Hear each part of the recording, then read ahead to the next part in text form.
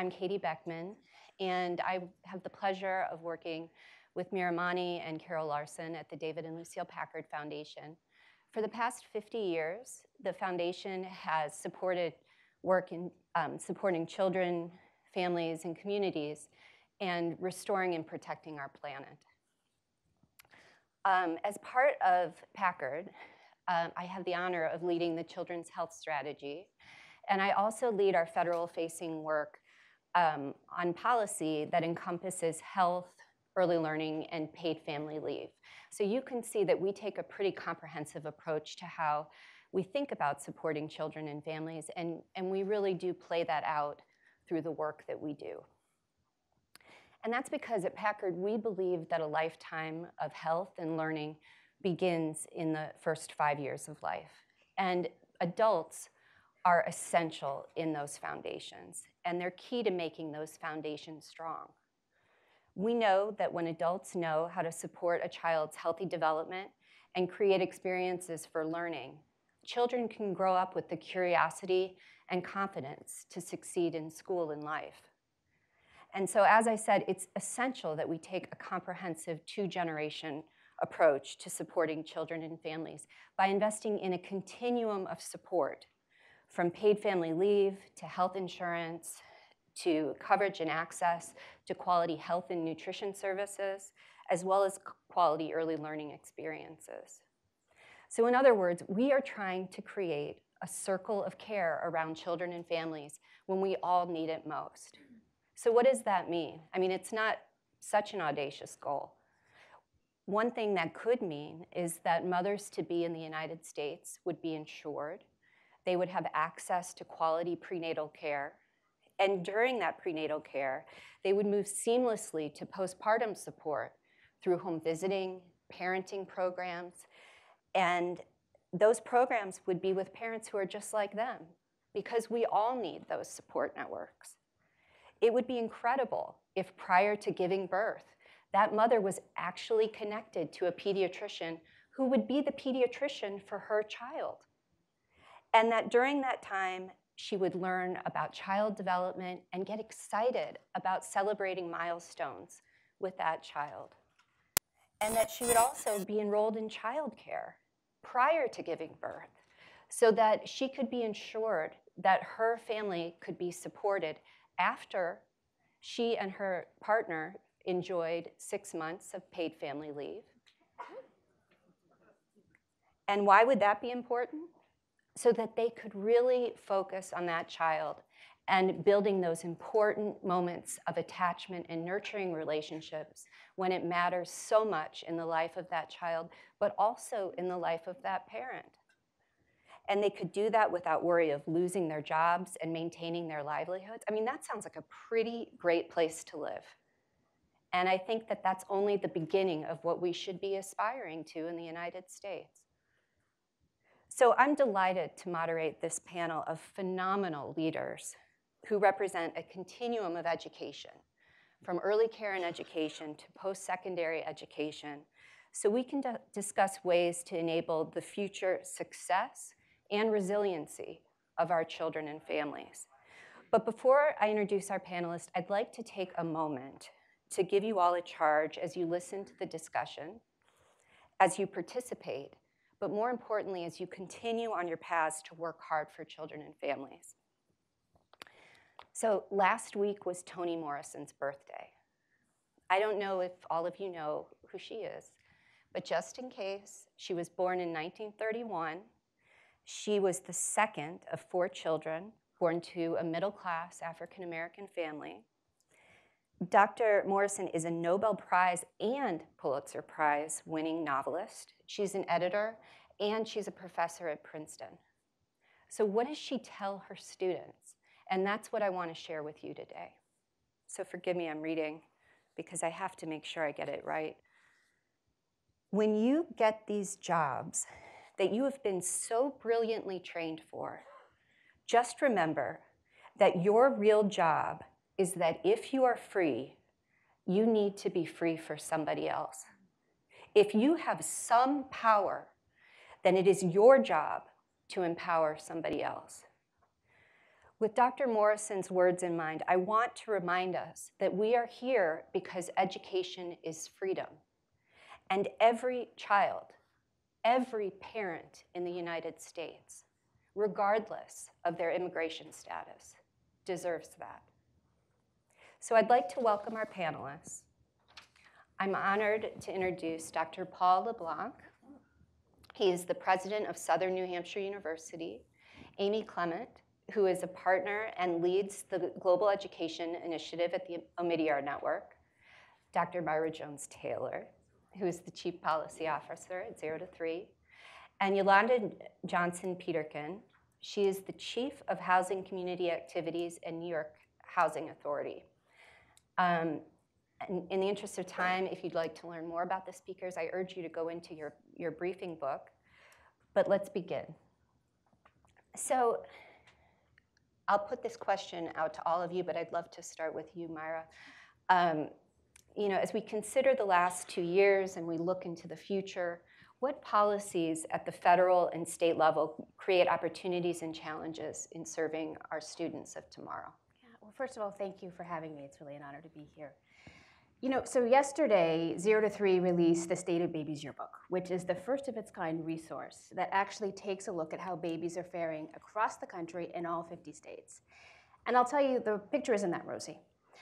We know that 45% of infants and toddlers in this country right now are poor or near poor. We have a lot of early warning signs that we are not treating our babies the way we need to set them up for success. So there are a few policies that I would love for you all to think about, and we cover in the State of Babies Yearbook, that are really important to make sure that the unlimited potential that every single baby is born with, regardless of race, regardless of their parents' income, we're all born with unlimited potential, that we make sure that that potential is accessed and tapped and supported so that when they get to Paul as a student, that he's able to do his job in preparing them for success. And so there are a few things that we track. Paid family and medical leave. I'm so glad I couldn't help myself but give a little whoop when you called that out. That is I think there's a huge opportunity there for us at the federal level. We know 7 states have it. We know California is working on improving it. Rhode Island is working on improving it. New Jersey just passed legislation to strengthen it. Connecticut is trying to pass bold legislation. We need a national, comprehensive plan so that parents can stay home with their babies after they're born or they're adopted, and that they can take them to medical care in the event of a crisis or the event of just needing preventative care. So paid family medical leave. Child care, we know that, we've heard this so much before already today, that childcare is out of reach for the vast majority of families. High quality care is way too expensive in this country. We had landmark legislation last year that we doubled the childcare subsidy, the CCDBG block grant, so we're getting more families access.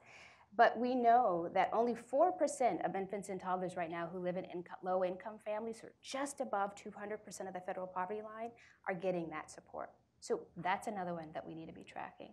And then I would also just say, thinking about how states are treating their babies when it comes to child welfare is another big one that we should be tracking.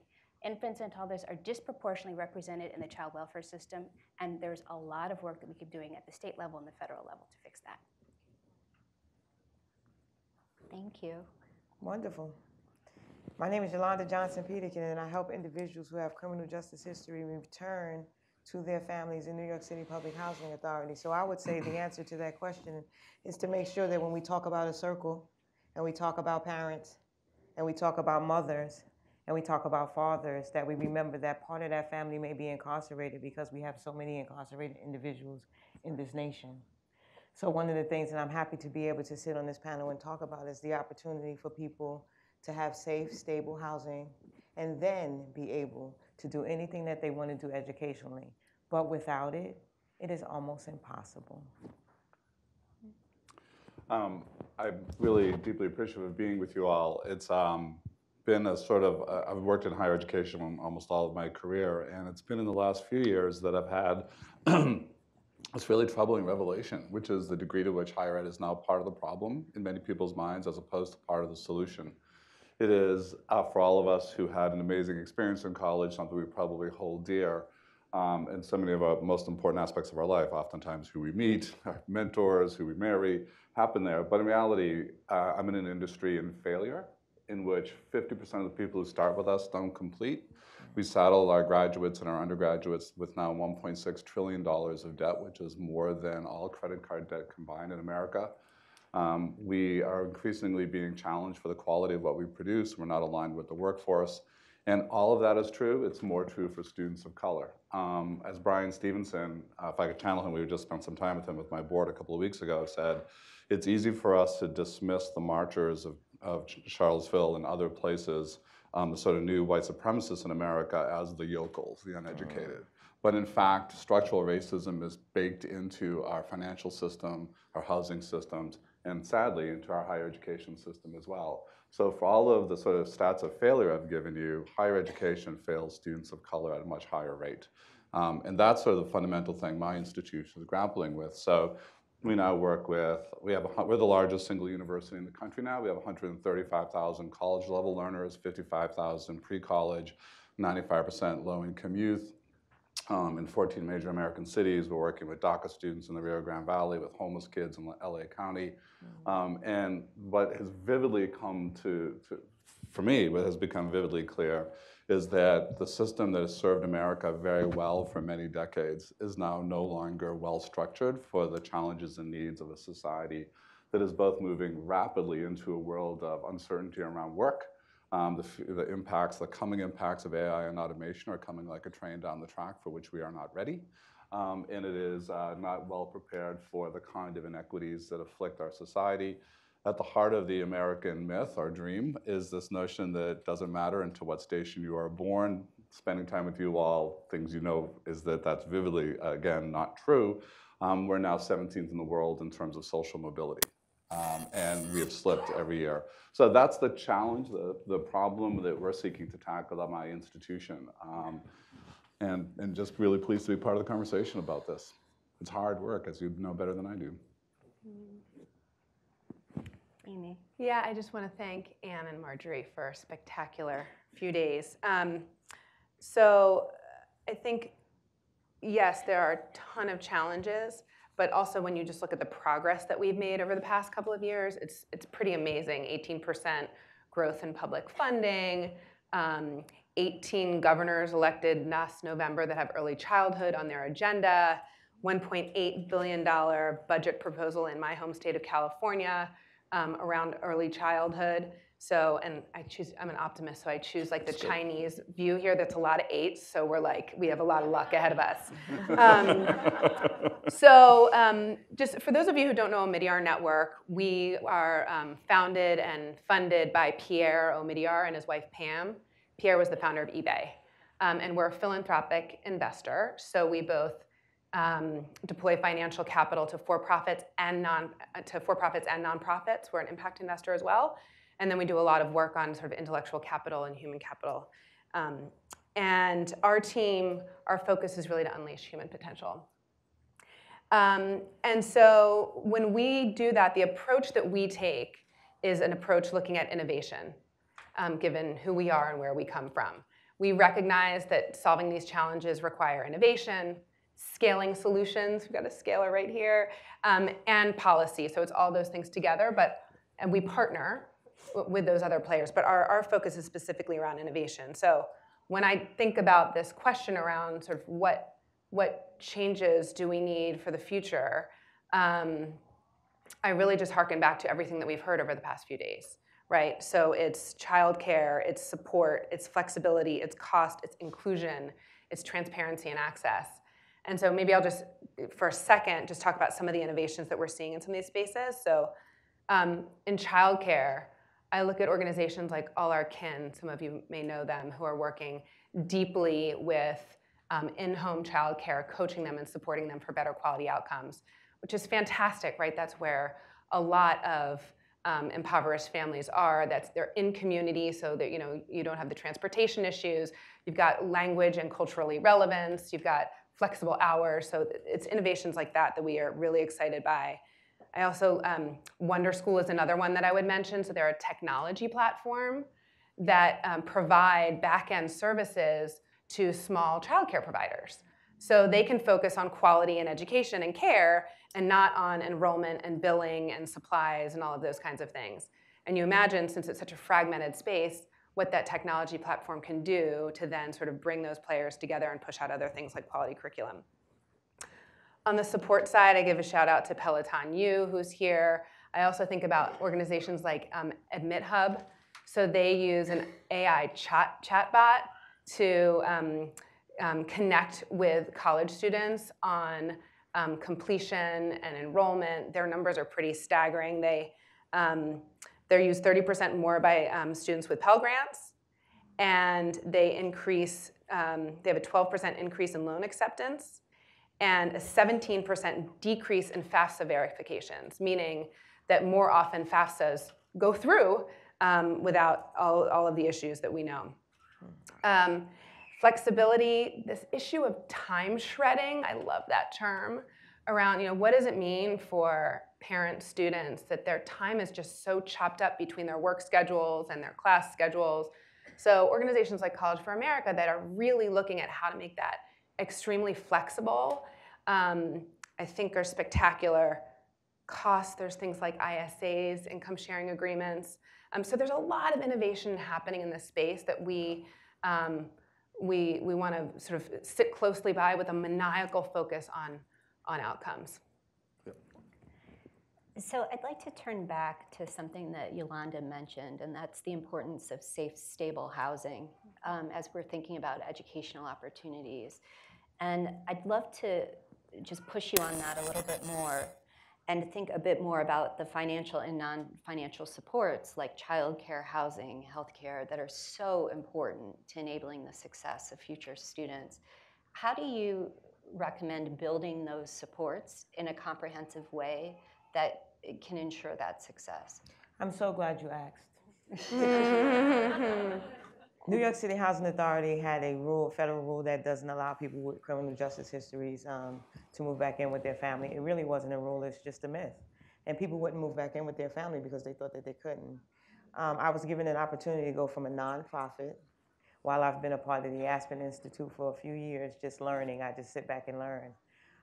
Love them for giving me this opportunity. I'm also a parent advisor, just so you know. I call myself a parent ambassador, gave myself my own name. We are all parents. But I went from nonprofit over to New York City Housing Authority, which is the biggest housing authority in the United States, and simply had an opportunity to have people move back in with their parents by doing a little assessment, seeing whether or not it was a great match, and putting them in temporarily until the family got together, and then gave them an opportunity to get on the lease if they wanted to. 2 years, not on the lease, the rent did not go up immediately. And of the 250 individuals who apply, we accepted 138 as of today. And of that 138, in the 4 years that I've been there, only 5 people have new convictions. So I need to just say to you that it was no power of mine, even though I am brilliant. It was no power of mine. And I said this to someone last night. I thought, I'm a social worker, so I thought that they were going to be calling and needing us. And somebody had to teach me that New York City Housing Authority, and my job is a landlord. It's not a social worker. So what I found is that if you give people access to what they need, I do not do any counseling. I don't do any mapping. I don't do any of the assessment stuff. The people who do that best, the people who work with criminal justice in New York City that do that the best, they're the ones who do the application and give it to me, the landlord, in order for us to make the match with the family. So they didn't need a bunch of work from us, their landlord. So we have to really think about how much are we implementing on individuals and how much assessment and how much we're sending them here to do this, to do that. In all reality, I think I wrote that down. We just need to do what Ms. Carroll said, give up that power, right? And not be the catalyst, the one that made it happen, and let them make it happen themselves. I learned, this was very hard for me, Paul. I learned that they didn't need me. I got 0 phone calls in the middle of the night. The champion social worker, 0 phone calls because they were already connected to entities that were helping them with whatever else it is that they needed. But the one thing that I did do, because I'm in this circle, is that I made sure I did little surveys on my own. Not sure how the data was collected. I just wrote up my little few surveys so that I can remind people about education. because I personally believe that education is the key. So I sent out surveys to find out who was interested in doing something else. And when they did, I gave them a call, and my staff gave them a call so that we'd be able to connect them to move to that next level. So what I'm saying in a nutshell is just giving that access, right? And don't give people a bunch of hoops to jump through. Just give them an opportunity. And I need to say this on a personal level. I don't really need you to give me a bunch of stuff. I'm willing to earn it. I'm willing to do the work for it. So you don't need to lay it out for me. Let me find my own path. But let me know that there is a path.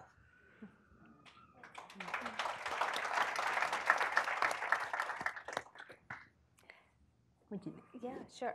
So just for those of you who aren't steeped in early childhood, don't think about it all the time, just want to make you guys aware that there are 12 million infants and toddlers in this country right now. And every second, just think about this, there are 1 million new neural connections that are formed every second in the developing brain of an infant. And we know, because of so much that is happening in that period of time, that babies are incredibly sensitive to their environments.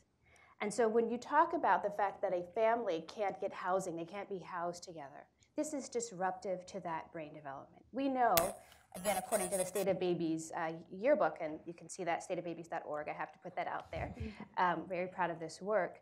We know that 16% of babies in this country right now are in unstable housing. That's 16% of our babies who, at the critical time of brain development, are being shepherded between different houses. They're moving, they're living in crowded housing. This is detrimental to their health. And we have 51% of our children are children of color. This is a neutral thing, frankly, it's just what it is. Until you add on the layer that we have in this country, that there is historical and structural inequality. And so those children that Paul is talking about, who grow up and are at disadvantage in the college higher ed system, those babies start out already on a deficit side because of our structural and systemic inequality in this country. The good news, for a very long time, there was this idea that being a child of color was a risk factor in and of itself. You guys can probably look at your reports that'll say black children are more at risk for. We have finally gotten away from that language to say that being black, being a child of color is not a risk factor. It is the experience that you encounter of walking out your door every day as a parent, as a child who can't get into adequate childcare. That's the risk factor. And in doing that, that frees us up. That completely changes what we can do, because it's no longer about the individual, it's about our system. And our system can be fixed. And so we can think about policies that you are doing, that you are pushing for, and the housing system that all of us are thinking about from all of our respective places to change that system. We don't have broken children, we have a broken system. Mm-hmm. And so that is what I am so excited to think about, and think about how we can work on this together. But again, we know that babies right now are at that critical moment, and they're going to take care of us 30 years from now.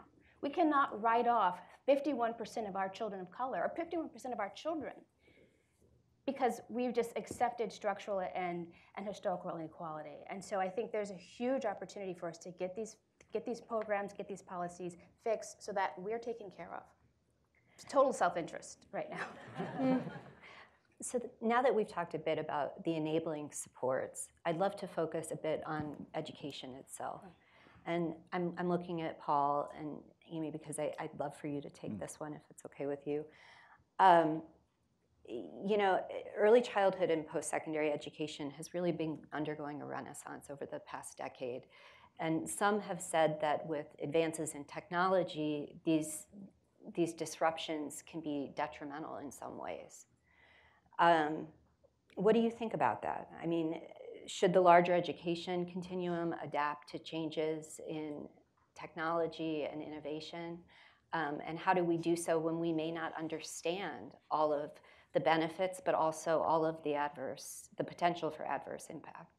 So like all complicated questions, it depends. And I think when we look at the 2-gen lens on higher education, the work we do to restructure programs so that parents can, in fact, enroll and find a cognitive bandwidth to be able to do that does depend on technology, right? Whether that's sort of platforms that allow us to extend reach, whether it's things like AdmitHub, which actually takes some of that bandwidth away, some of that burden for, I was really taken with Elder's work this morning. I was sharing with him that, you know, if you have a busy adult who's told, oh, you have some credits from 15 years ago, let's see if any of those will apply to your new program. If I ask that person to chase down their certified transcripts, game over.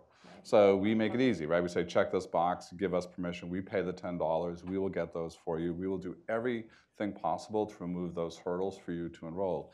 And these systems, the technology has allowed us, for example, to create the program Amy mentioned, which is College for America. Now that's a sort of design function, but the technology allows us to decouple from time. So I was struck by one of our students, a single mother from Roxbury, Massachusetts, who talked about multiple attempts to go back to college in her community college, but that's time and place based. She has a daughter with chronic illness. Every time her daughter gets sick, she would fall behind, and that becomes a withdrawal RNF, and she uses more of her Pell Grant eligibility and just. But in our program, Untethered to Time, whenever her daughter gets sick, she hit the pause button. She had a great line. She said, I'm the calendar. And she's flying through towards her degree, and it's going to change the trajectory of her life and her child's life. So yeah, I mean, what we always talk about in my institution is using technology for all of those places where we can relieve burden and increase access and equity, but always thinking through where is the human piece of this most important. It's not everywhere. We have romantic myths about higher education and the sort of the somehow less humanity in an online experience, when in fact, our students would tell you that they get enormous personal support from their advisors and coaches. It's just where we apply the human factor that's really important. And higher ed's in a sort of crisis of its business model. So we will have to think about this technology in order to continue to thrive and reach more people.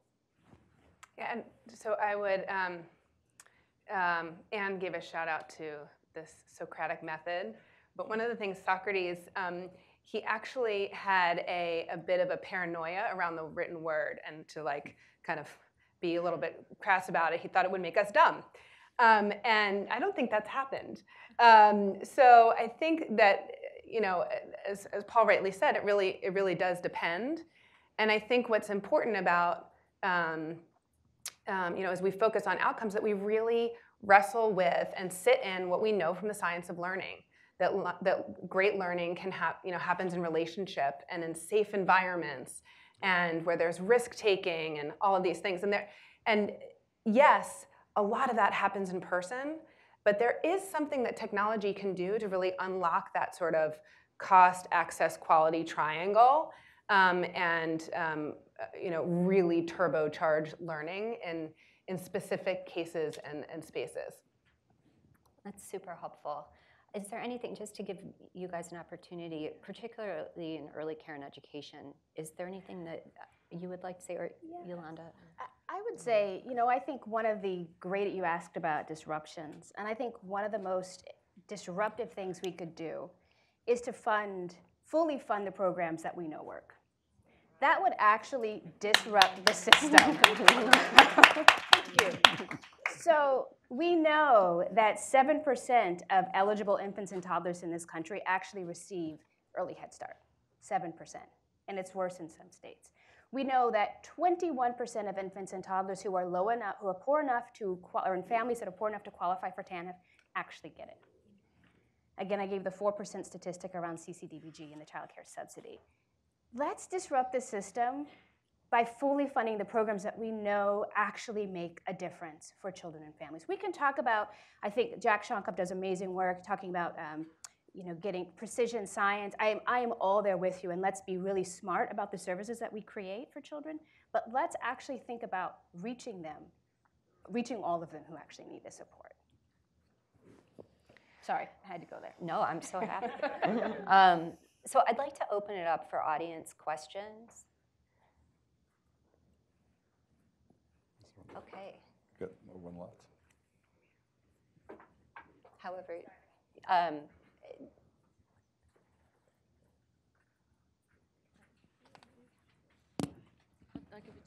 just want to make a clarification. I oversee the child care subsidy system, And it's only the CCDBG portion that doubled. We actually have 2 funding streams. And so what it ended up doing was it was about a 40% increase for states. We get one that's mandatory from Congress and one that's discretionary, and they only doubled the discretionary. And I just think as you're thinking about the budget and managing, I just don't want everyone thinking that the whole subsidy pot, which we manage as one, doubled. Part of it doubled. So that's just a clarification. And we call it all to combine CCDF. And we're pushing to actually double it again. Go for it. Yeah. Including mandatory. Including mandatory, that's right. That's right. Hello, Good my name morning. is Mimi Aledo Sandoval. I'm with the Alliance for Early Success, and this question is actually for Paul. Paul, I think one of the reasons you're on this panel is because you've been so successful at scaling your program and your university. I was recently in North Carolina and saw a billboard for Southern New Hampshire University, and I was like, what? So I would love if you could share your secret, because there are incredible programs, and the problem is scalability. So if you can share some of your wisdom with us. I'm not sure about wisdom.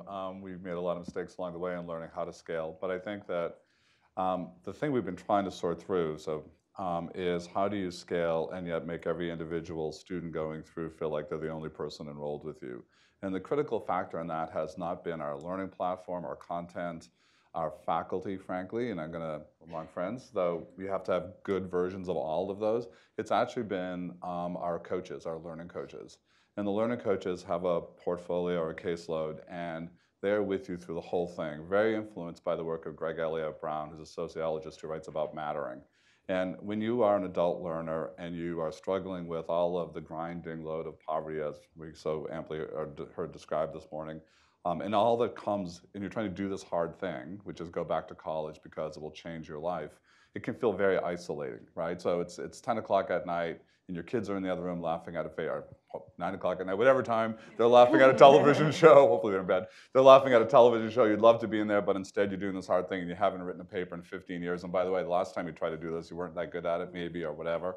Get in the way of that. So the fact that there is someone who is always in touch with you and in contact with you really is important, because what we find with our adult learners when they come back, it's not about academic ability, it's about the emotional, psychological baggage of trying to do this very hard thing, and that someone is with you through that whole thing. And here's a great example where we use a powerful CRM with predictive analytics. We are monitoring every one of our students 24/7. So your question of how do you scale? So we have to deploy technology in this. We have 75 people in our data analytics team.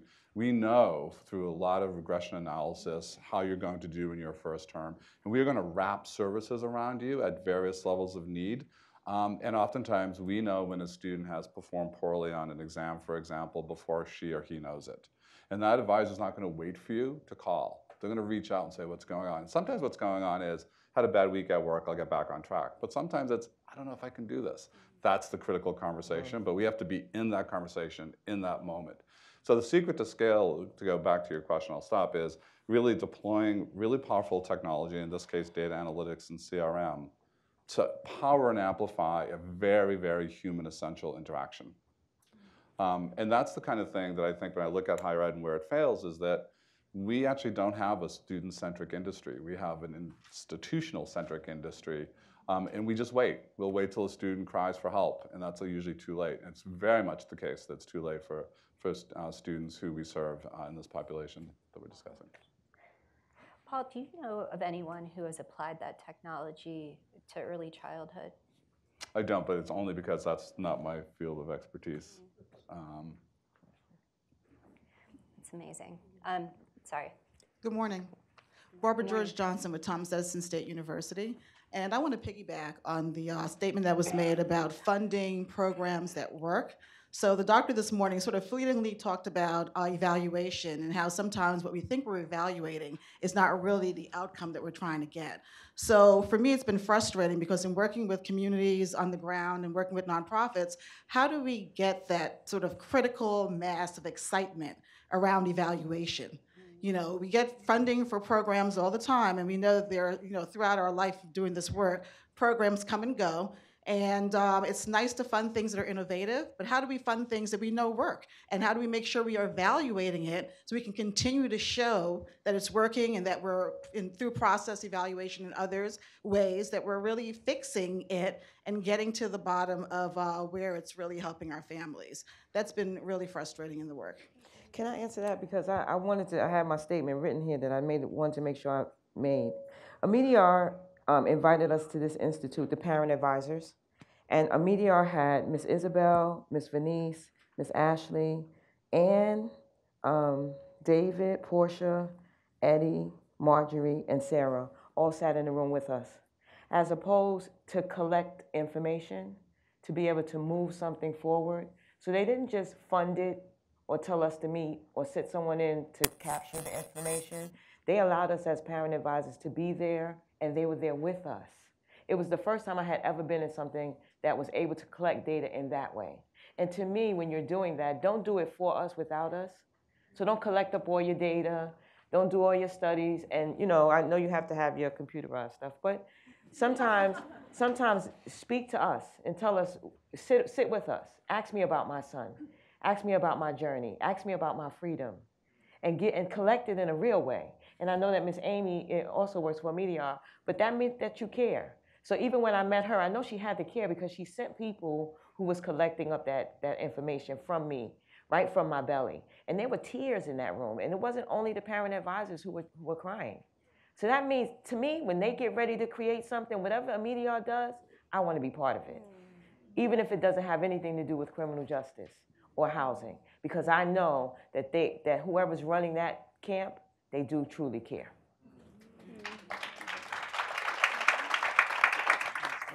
I would just a couple thoughts on that question. One is, in a previous life, I worked on a lot of our work in financial inclusion.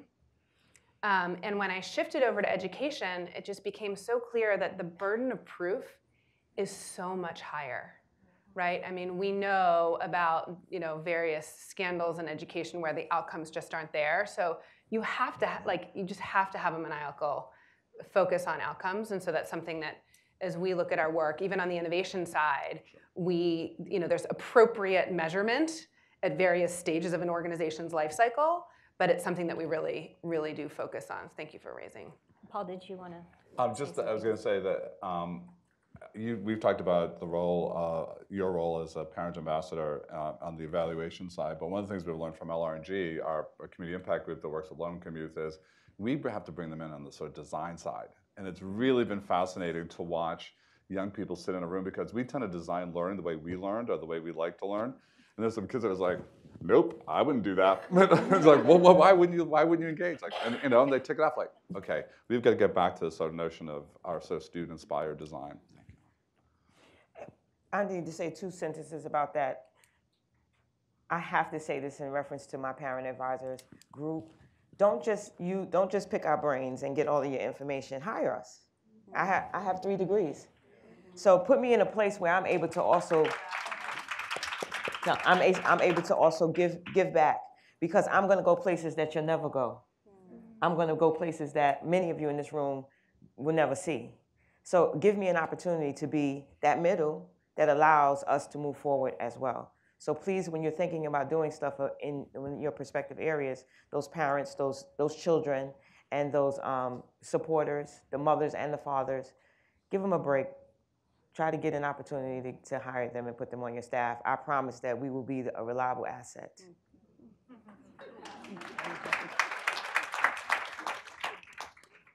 Thank you. Aisha Yandoro, Springboard to Opportunities. And this question is actually for all of the panelists. With thinking about your work, where's the equity lens?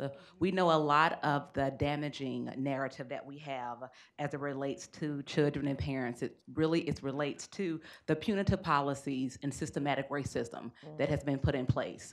So if we are going to move forward with a new future, where's the equity lens that is laid on top of all of this great work?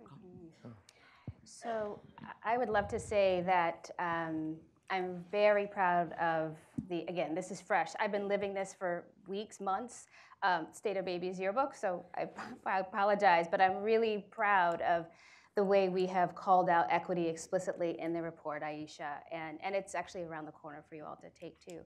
And so we know that there are significant disparities that start even before birth, right? We know there are disparities in maternal morbidity and mortality, in infant mortality. And so calling that out and being very explicit about how that affects babies across good health, strong families, and positive early learning experiences, if we're not tracking it, and that we have never done this in this country, we've never actually tracked how babies are faring from an equity perspective across all 50 states, we don't have a roadmap, right? We don't even know where to go, where to begin. And so we have a series of briefs that will be coming out as a result of this, looking at birth outcomes, a whole series of equity outcomes that or equity lens that we're applying to this work. I have to say that I really don't know where the equity lens is. When the young lady back there earlier said, if we just give someone $50,000, you know, or do we give it in increments? And I was like, just give me the $50,000 and I would be great. I mean, I've done all of this work and I've been doing it for years, and I'm still paying a student loan that I can't afford. And, you know, I'm sitting here with all of you guys and I'm laying in that hotel, and if it wasn't for Dr. Chauffeur, this morning, I would think that something was wrong with me. I literally texted my husband and said, there's nothing wrong with us. Our brains are busy because we're clouded. We're clouded. I mean, I'm in student debt. I've been out of school for 15 years, right? Why am I still in debt? Because I grew up and unfortunately I was incarcerated, and now I've been home for almost 30 years and I'm still in debt, and I'm sitting next to someone who could probably get me out of student debt, but they want to give it to me in increments. They told me that if I got a government job, my loan would be forgiven because I'm giving back to the community, and they don't forgive it because you don't qualify. Really? Really? Seriously, like my student debt is $70,000. I've paid it for years. Right now it's left at $70,000, right? All I needed to do was pay that $70,000, and to me, I wouldn't have to worry, like he said, and my mind wouldn't be as busy, because even though I'm sitting here, I'm like, when am I gonna have to pay that bill when I get home? Yeah. So it really landed. I don't know. And I'm tired of hearing that word equity. I really am. It's like the new buzzword. Okay, the equity lens, and we're going to look through this lens. It's a poverty lens. And we, although we don't need a handout, I need to be given that promotion. Stop asking me about my criminal justice history. Ask me about the 3 degrees. I had a conversation with Ren. When I got my job, they didn't ask for my degrees. They asked me about my criminal justice history. So I had to bring in all the paperwork that I'm a good person now. You better watch me because tomorrow I may not be that great. But nobody asked about my degrees.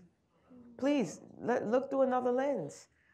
I'm not sure about equity. We have to remember, and I know everybody has their own lane. And we was talking to people about lanes. You have your children's lane, 0 to 3. There's another lane for parenting. There's another lane for men. There's another lane for education. And we want to bring it all together, but I can play that criminal justice lane. I got that lane. But if you don't really, again, show me the pathway, then I'm speaking here for Yolanda, but there's hundreds of thousands of people who have criminal justice history, and you just choose to not give them that opportunity just because they have criminal justice history, regardless to when it was or even what the crime was. It really shouldn't matter, right? But then you want to talk about equity. Not the people in this room, of course. I think in higher education, we have simplistically thought forever that access was the answer. If we simply made it affordable, ignoring the everyday biases that, again, are either explicit or are baked into our system. I'll just give you a simple example. So we were really focused on this work at my institution, and every department sort of combing through with help of outside experts, et cetera, to think about implications of policy. So here's a simple one. We tend to give better housing to students can apply for housing. So if you're looking for those much sought after apartments, you go in with 3 or 4 people, and part of the weighted factor is GPA. Poor kids work more hours. So their GPAs are oftentimes lower. They're more up against, right? So now they're in worse housing than they might have had otherwise. And it's just as simple, but as soon as someone pointed out and shined a light, like, yeah, of course. So we get rid of that policy. Now let's talk about some other things. So going through, I think, systemically in this, Brown University has a center for first-generation students. And part of what they realize is that when kids come, there are a million signals that say to them. So Brown thought that they were doing a great job by giving full scholarships. Took away the money issue, took away the loan fears. Turn, I missed it. But every day, there is a signal that says you don't belong here. So again, Greg Elliott, who's one of my heroes, convinced Brown to create the Center for First Generation Students, but they flooded it with faculty and staff who were themselves first generation. So kids will go, wait a minute, Professor so-and-so? Is like, yeah, it really sucked.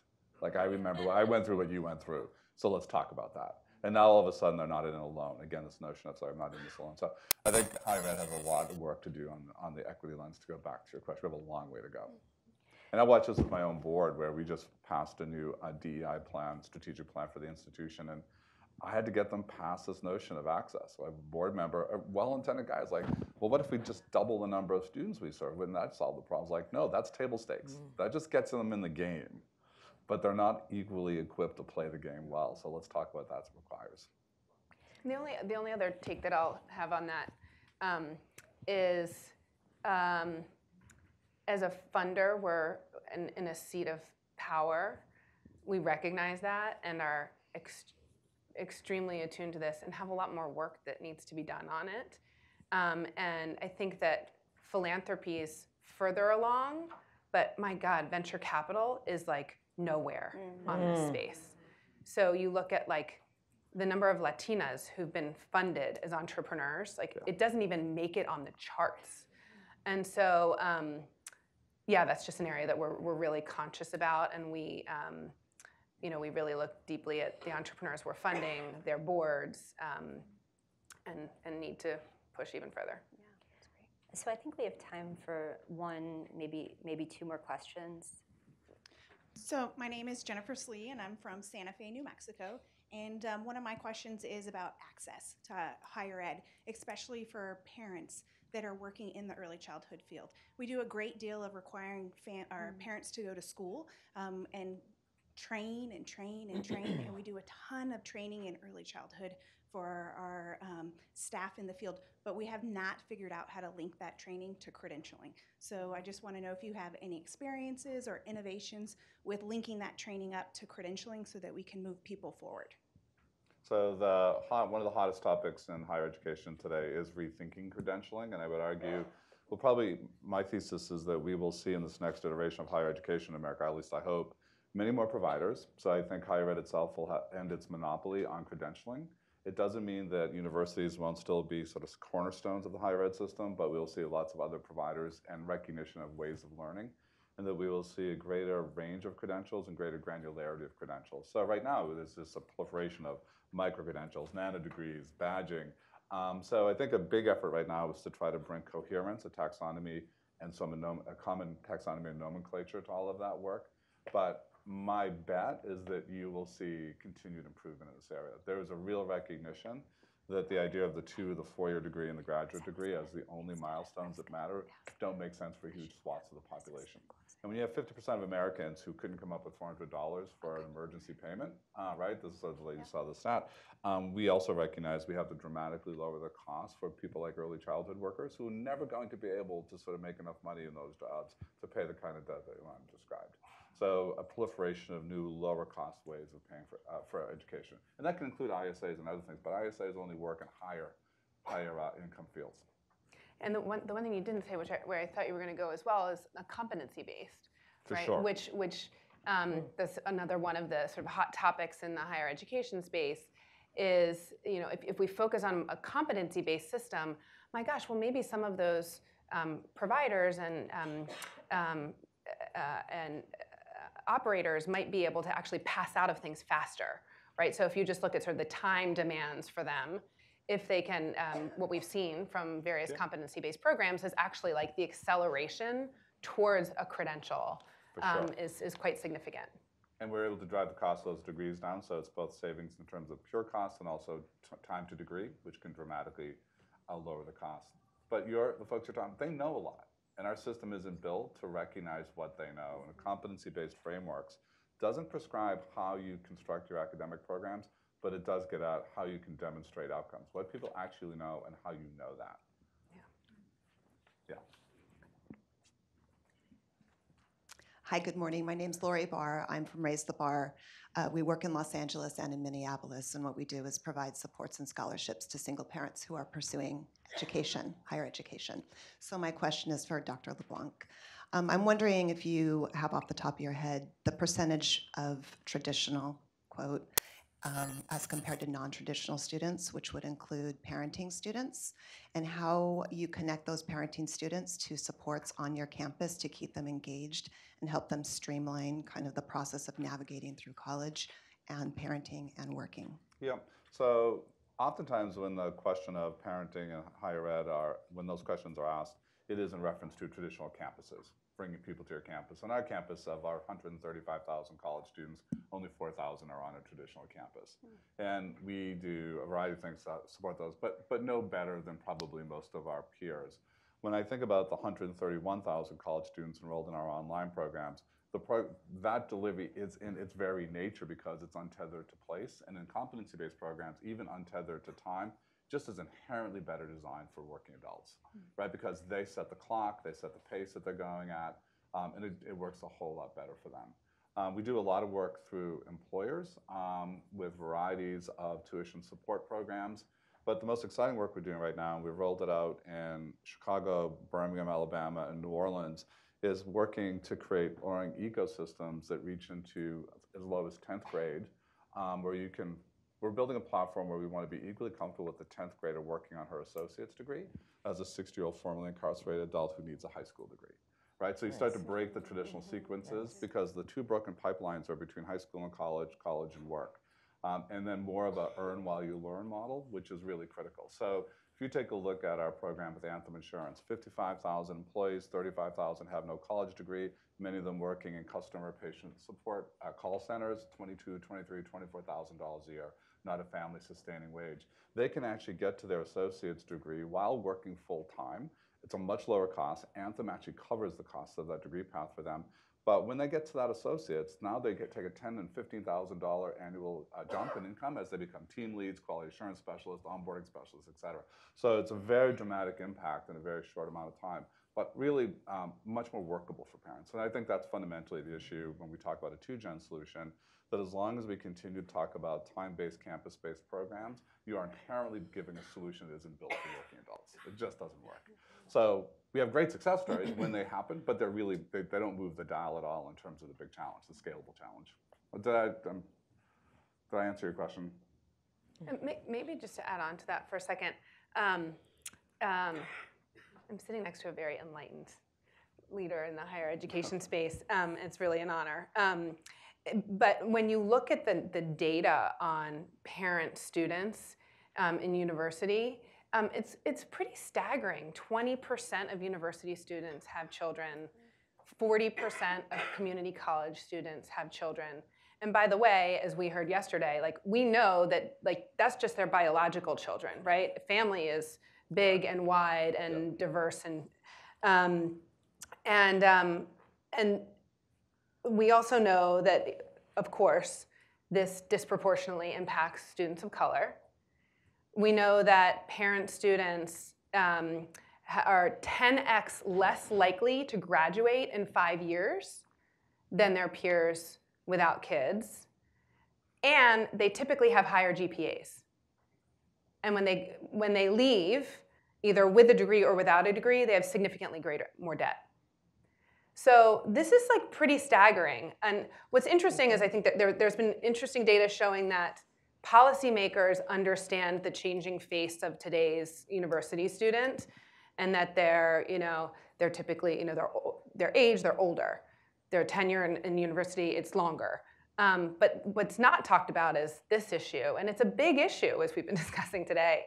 So I think, if we can, I personally am really excited about how do we create more of a movement. I and my team, I should say my team's the smart ones behind all of this work, is how do we create more of a movement around this population? Because if we can solve it for parent students, that solves it for all students, right? Their needs are just a more exasperated need of everyone else we're trying to serve as well. So I think we're going to end with that. And I know many of you still have other questions for the panelists, but they will still be here over the lunch period. And I just want to thank the panelists for a wonderful conversation. And thank you so much to Aspen for giving us this opportunity.